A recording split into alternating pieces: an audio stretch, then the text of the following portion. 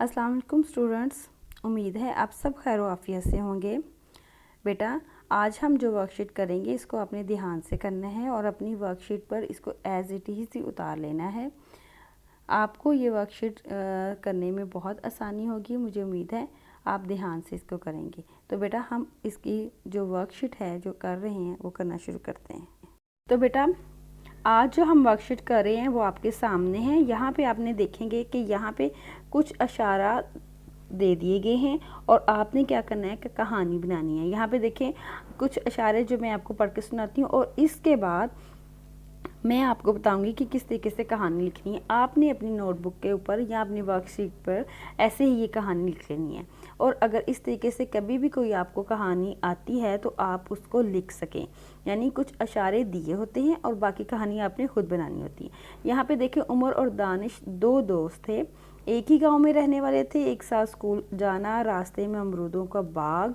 एक दिन स्कूल से वापसी पर बाग के माली का नज़र ना आना। पीले पीले अमरूद देखकर दोनों का दरख्त पर चढ़ जाना।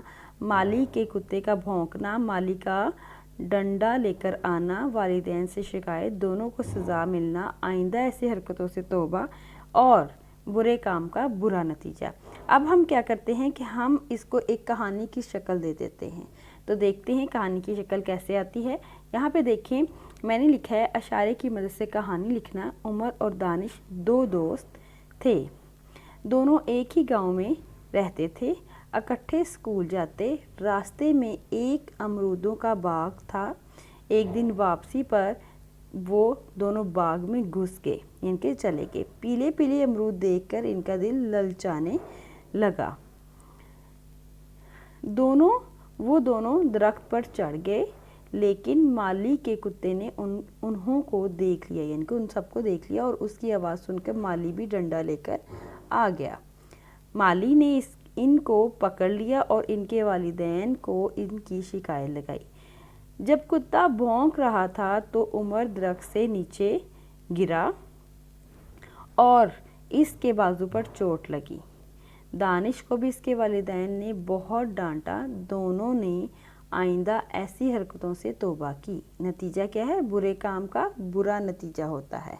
ठीक है, कैसे बुरा होता है कि उमर के बाजू पर चोट लग जाती है तो उन्होंने बगैर इजाज़त लिए उनके घर उनके बाग की तरफ गए, जिसकी वजह से उनको ऐसे चोट लगी और फिर उनकी शिकायत भी लगी। तो ऐसा बिल्कुल भी नहीं करना। अगली वर्कशीट पे देखिए, दरअसल अल्फाज को मुज़क्कर मोनस की लिहाज से शिनाख्त करना है और दुरुस्त खाने में लिखने हैं। बेटा, मैंने आपको तज़कीर व तानीस जो है वो करवाए हुए हैं, आप उसका लिंक्स भी यूट्यूब पे देख सकते हैं।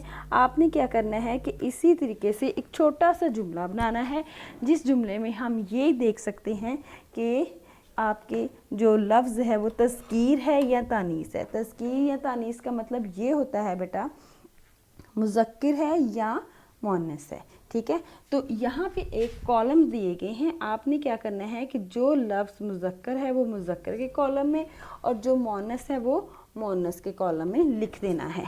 यहाँ पे देखें, ये कॉलम एक है, ये मुज़क्कर का कॉलम है और ये मोनस का, और यहाँ पे आपको ये सारे जो हैं वो वर्ड्स दिए हुए हैं, अल्फाज दिए हुए हैं जिसको आपने लिखना है, जैसे कि बस्ती, दरिया, किनारा। मैंने आपको ये जो काम था तज़कीर तानीस का वो बहुत अच्छे तरीके से करवाया हुआ है, इसका लिंक भी मैं आपको शेयर कर दूँगी। ठीक है, अब यहाँ पे मैंने इसको हल करके दे दिया है। आप ये देख लें कि कौन से लफ्ज़ मुज़क्किर है, कौन से मोनस। पहले मैं मुज़क्किर लफ्ज़ पढ़ूँगी, फिर बाद में मोनस। आपने अपनी वर्कशीट को इसको एज इट इज़ हल कर लेना है।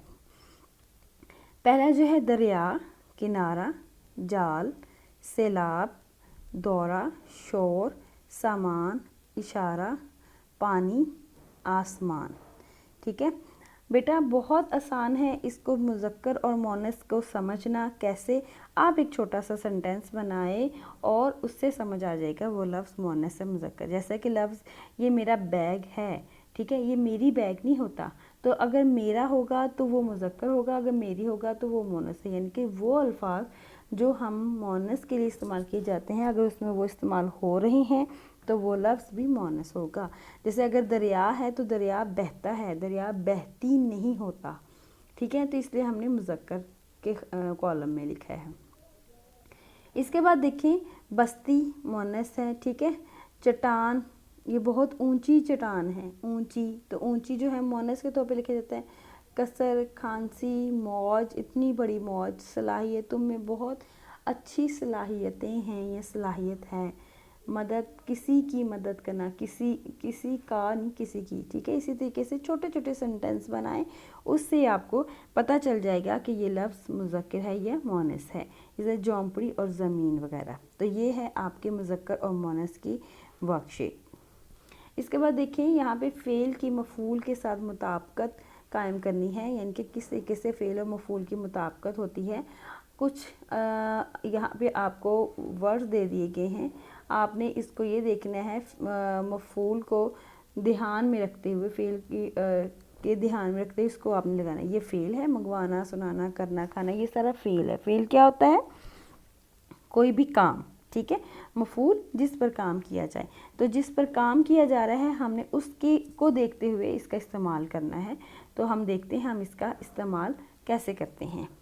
यहाँ पे देखिए बेटा, पहला जो है सेंटेंस, दादा जान ने बाज़ार से फल मंगवाए। मंगवाना लफ्ज़ है, बाज़ार से फल मंगवाना नहीं होता, फल मंगवाए, ठीक है। नानी जान ने कहानी सुनाना, सुनाना वर्ब है यानी फ़ेल है, तो उस हिसाब से सुनाई आएगा, सुनाना नहीं आएगा।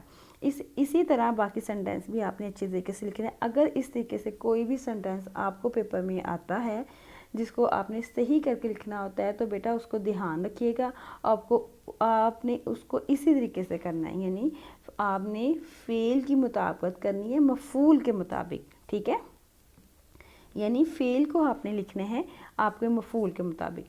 हेडमास्टर साहिब ने तलबा में इनामात तकसीम किए, ठीक है, किए आएंगे, करना नहीं लिखेंगे। बच्चों ने मिलकर आम खाए, ठीक है। ये देखें, खालिद ने मस्जिद में नमाज अदा की, नमाज करना नहीं, अदा करना होता है, अदा की होता है। अब्बा जान ने किताबें खरीदी, खरीदना नहीं, खरीदी जमा है, उसके साथ खरीदना नहीं आएगा, खरीदी आएगा। आदिल ने गिलास में पानी डाला, ठीक है। तो हमने फ़ेल की को लिखना है मफ़ूल के मुताबिक। साजिद ने अखबार पढ़ा, पढ़ना वर्ब है यानी फ़ेल है, तो हम पढ़ा लिखेंगे, पढ़ना नहीं लिखेंगे, ठीक है बेटा। यहाँ पे एक आपको नज़्म नज़र आ रही है, ये बेटा इलामा इकबाल की नज़्म है, ठीक है। ये इलामा इकबाल ने लिखी थी, बहुत ही आसान, बहुत ही अच्छी नज़्म है। यहाँ पे हमें ये बताया गया है कि हमें दूसरों के काम आना चाहिए, यानी हमारी ज़िंदगी का मकसद ही ये है हम दूसरों के काम आएँ।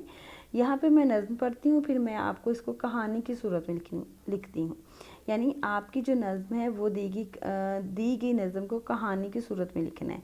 तो नज़्म है बेटा, टहनी पर किसी शजर की तन्हा बुलबुल था कोई उदास बैठा, कहता था रात सर पे आई, उड़ने चुगने में दिन गुजारा, पहुँचूँ किस तरह आशियाँ तक, हर चीज़ पे छा गया अंधेरा, सुनकर बुलबुल की आहोज़ारी, जुगनू कोई पास से ही बोला, हाजिर हूँ मदद को दिलो जान से, कीड़ा हूँ अगरचा मैं ज़रा सा, क्या गम है जो रात है अंधेरी, मैं राह में रोशनी करूँगा, अल्लाह ने दी मुझको मशल, चमका के मुझे दिया बना, हैं लोग वही जहाँ में अच्छे, आते हैं जो काम दूसरों के। तो इसको आपने कहानी की सूरत में लिखना है। पहले हमने ये किया था, कुछ इशारे दिए थे, उसको आपने कहानी की सूरत में लिखा था। अब यहाँ पे एक नज़्म दे दी है, एक नज़्म में बेटा पूरी कहानी होती है, ठीक है। हमें एक नज़्म मिल गई है, अब हमने इसको कहानी की सूरत में लिखना है। मैं यहाँ पे कहानी की सूरत में नज़्म आपको सामने दिखा रही हूँ। किसी दरख्त की टहनी पर एक बुलबुल उदास बैठा था, वो सारा दिन चुगता रहा और अब रात आ गई थी, हर तरफ अंधेरा छा गया है, इसको फ़िक्र हो रही है कि कैसे आशियाँ तक पहुँचे। ये सुनकर जुगनू इसके पास आया और कहने लगा कि मैं हाजिर हूँ, बेशक मैं एक छोटा सा कीड़ा हूँ, लेकिन मेरी दुम में अल्लाह ने रोशनी रखी है, तुम फिक्र ना करो, मैं तुमको रास्ता दिखाता हूँ। वही लोग जहाँ में अच्छे होते हैं जो दूसरों के काम आते हैं। ठीक है, ये बेटा छोटी सी आपकी कहानी बन गई जो हमने उस नज़म से बनाई है। मुझे उम्मीद है आप सबको बहुत अच्छे से समझ आ गई होगी। अल्लाह हाफिज़।